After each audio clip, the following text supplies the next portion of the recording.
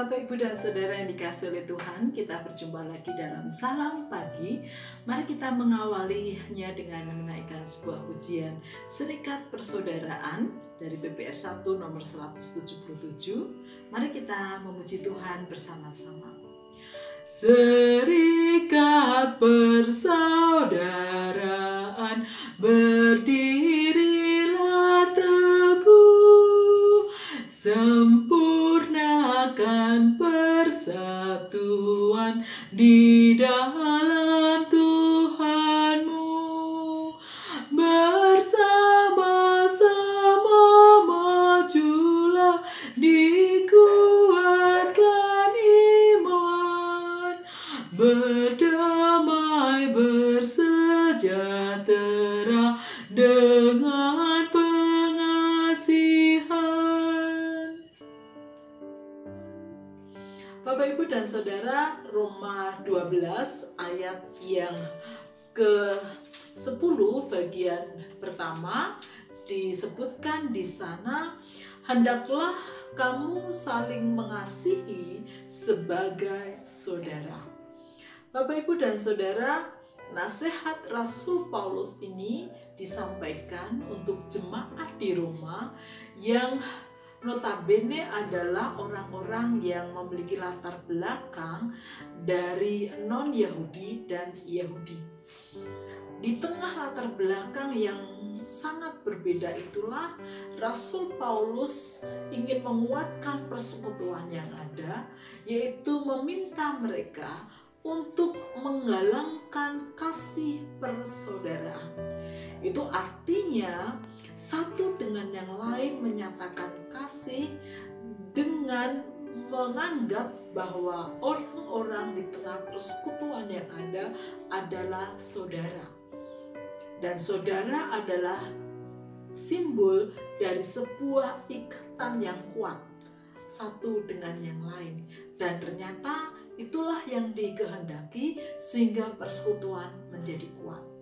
Bapak, Ibu, dan Saudara, tidak mudah untuk menjadikan orang-orang meskipun di tengah persekutuan sungguh-sungguh menjadi saudara kita, dan kasih yang kita bangun adalah kasih persaudaraan. Namun bukan berarti tidak bisa, pasti bisa. Oleh karena itu, bagaimana membangun kasih persaudaraan di tengah persekutuan kita? Yang pertama adalah diperlukan hati yang mau terbuka, membuka ikatan yang lebih luas dibandingkan dengan ikatan yang ada pada anggota keluarga kita yang diikat oleh hubungan darah lahir. Tetapi karena hubungan darah Kristus, diperlukan kemauan hati untuk menganggap orang-orang di tengah persekutuan kita memiliki ikatan yang kuat dengan kita, bukan karena darah lahir, tetapi darah Kristus.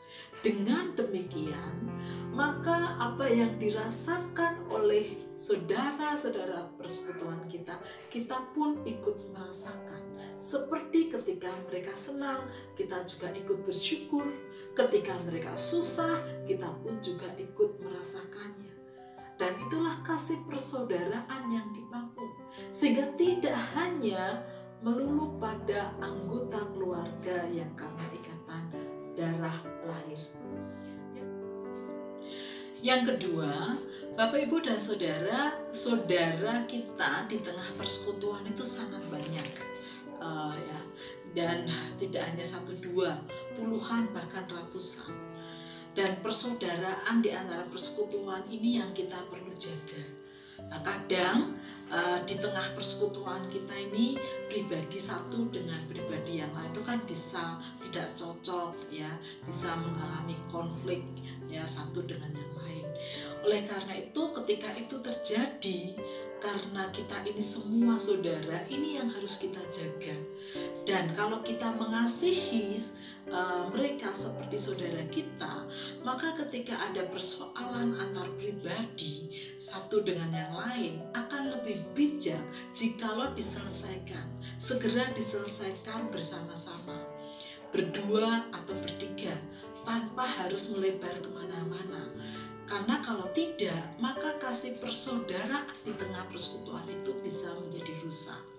Dan inilah PR kita bersama, bagaimana membangun kasih persaudaraan di tengah persekutuan, sehingga persekutuan bersama kita boleh tetap mencerminkan persekutuan anak-anak Tuhan. Mari kita berdoa. Tuhan Yesus, kami bersyukur bahwa kami boleh dihadirkan dalam kasih persaudaraan di tengah persekutuan. Kiranya Tuhan menolong kami agar kami boleh menyatakan kasih persaudaraan satu dengan yang lain, sehingga persekutuan kami boleh menyatakan kasih Kristus dan menjadi kesaksian yang baik di tengah-tengah masyarakat. Di dalam nama Tuhan Yesus kami berdoa. Amin. Bapak, Ibu, dan Saudara dikasihi oleh Tuhan, selamat melanjutkan aktivitas hari ini. Ingat, Bapak Ibu memiliki banyak saudara dalam persekutuan. Jangan pernah merasa sendiri. Bapak Ibu bisa menghubungi teman-teman persekutuan jika diperlukan atau untuk membutuhkan dukungan doa.